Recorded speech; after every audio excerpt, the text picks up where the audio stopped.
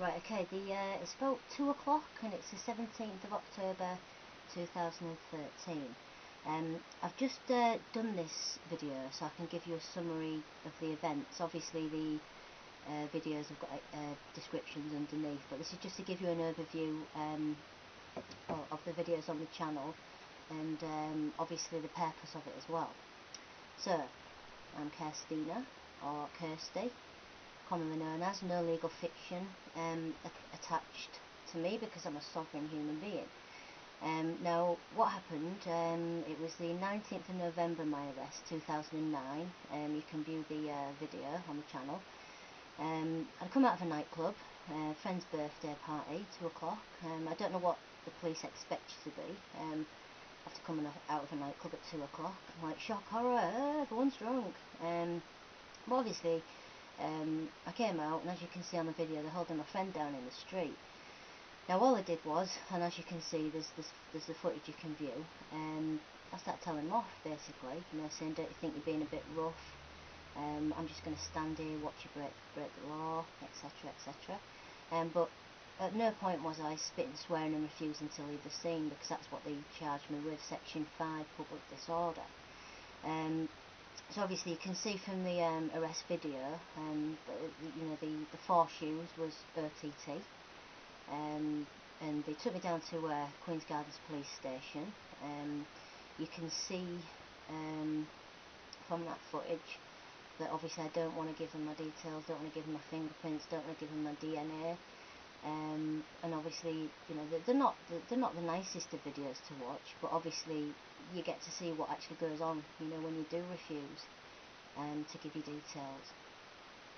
So obviously it went along, and they basically said, if you don't tell us what we want to know, then you've got no rights.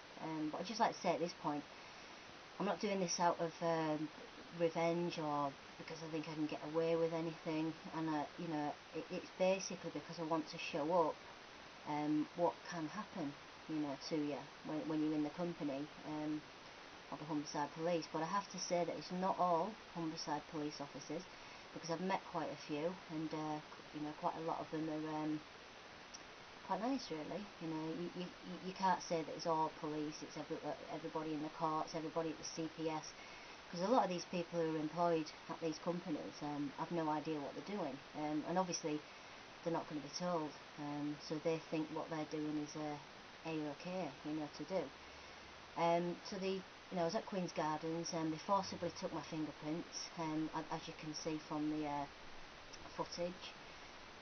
The violence was at extreme. I was vomiting, that wasn't put in the detention record at the time, and they also held me down in my own vomit to the point where I couldn't breathe. So obviously you can see why I would want to put this up, because at the end of the day it could be anybody in that cell or that fingerprint machine room, getting the same treatment that I got.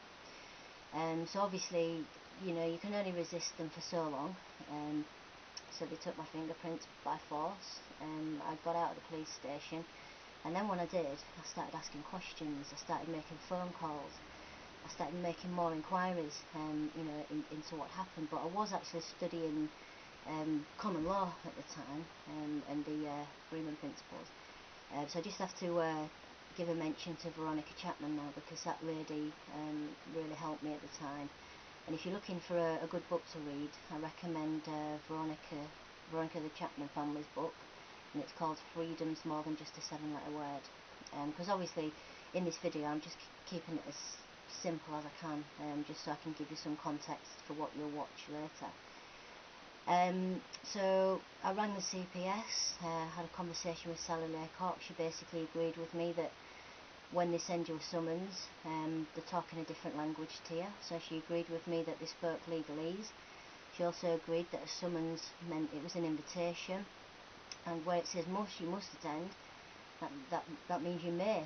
So basically the magistrates' courts are sending out invitations that you may attend.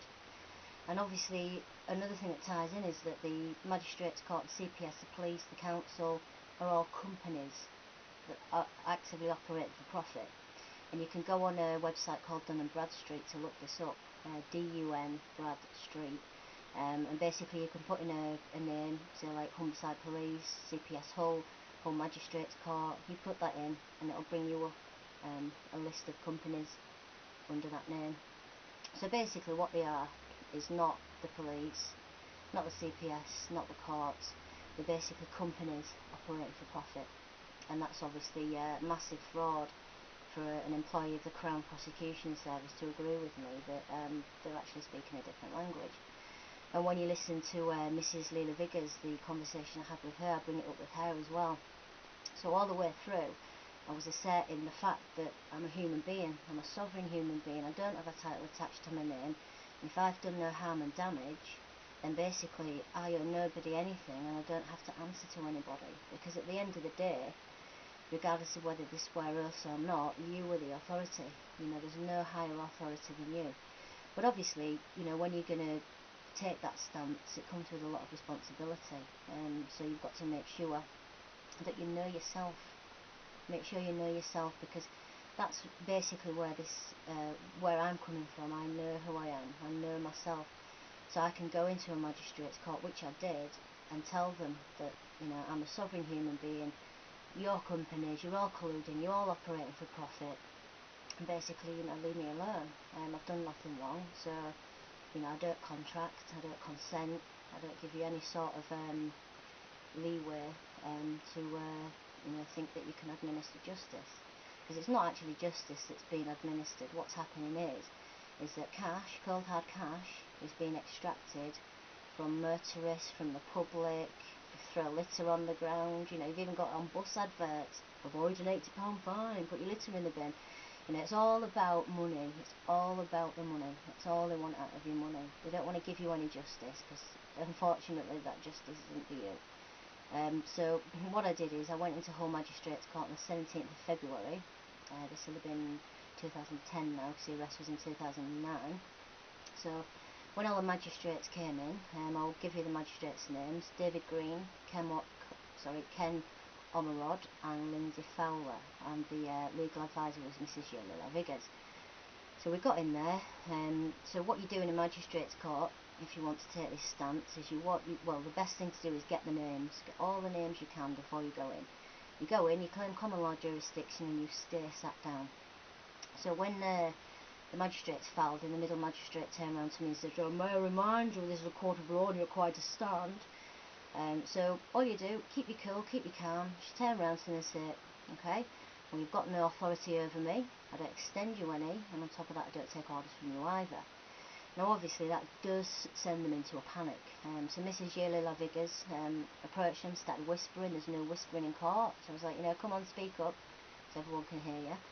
So the outcome of that was the same magistrate who told me that I must stand up because it was a court of law ended up saying to me, "Okay, I suppose we're going to have to respect your right to stay sat down," you know.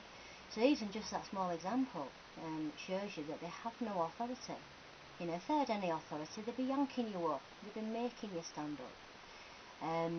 So, you know, this went on. They even had my strawman wrong, Christina, you know, and Kirstina, but regardless, it makes no difference. So, in the actual magistrate's court, she was trying to read out my name, I said, "That's not my name, I'm a sovereign human being." Trying to read out my address, I said, "That's not my address, I live in my body all the time." What's I'd be dead, wouldn't I?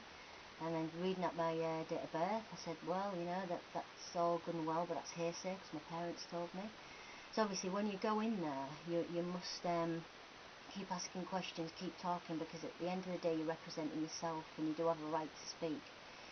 So obviously they got them on the back foot now, and they bent to my will because I'd stayed sat down, which is the way it should be, not just for me but for you as well, anybody else on this planet. So we got into the earth business. Now obviously the earth that they swear is where their so-called authority flows from and derives from, but they have none, remember. So I pointed at them all, I said, "Look, you're all on earth, yes, yes, yes." And I said, "Okay, so under that earth, and full commercial liability and the penalty of perjury, are you willing to help me today?" Because basically the magistrates are there, according to the earth they swore, to help you.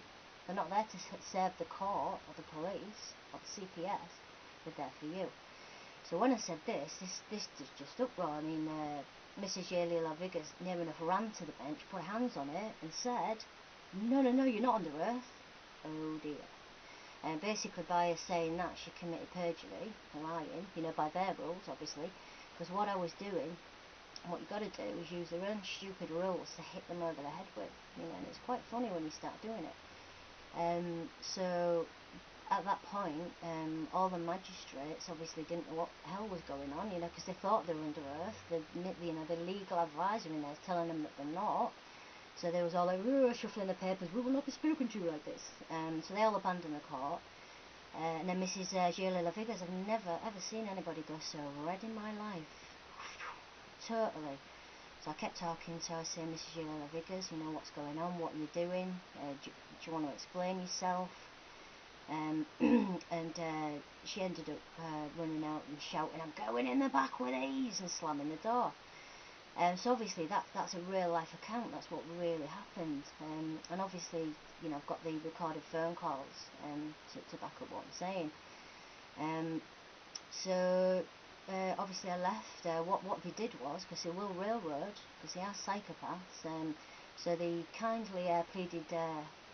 Well, I think they kindly found Christina guilty in her absence, whoever Christina is, and fined her. Now, the point with this is that obviously I'm not Christina. I'm not really Kirstina either. I am me, I am, and so are you. So I wrote them a letter and I raised all these points. I sent it to Mr. Holden. He's the chief clerk for the justices. So basically he's the one clerk of the court that looks after the legal advisors. So I wrote to him, I wrote to all the magistrates, I wrote to Mrs. Yaley Lavigas, I wrote to the court manager. And basically this is just so everybody's in the loop, you know, so nobody can go like that with it, you know, put it to the bottom of the pile. So interesting enough, after I wrote this letter, subsequently I found out that they didn't actually raise a warrant for my arrest. And more interestingly is that all warrants are written sat under oath. Now obviously, because Mrs. Yaley Lavigas has said in open court, and I've sent them a letter that they've not responded to, they're basically saying that their magistrates aren't sitting under any oath, which is correct, because they can't, because otherwise, you know, this speedy summary justice wouldn't exist, and neither would magistrates' courts, because at the best they're private arbitration. So I wrote them this letter. This was in May 2010, and I've heard absolutely nothing since. Not a whisper, not one word, not one single word. So currently at the minute, they're not enforcing statutes on me.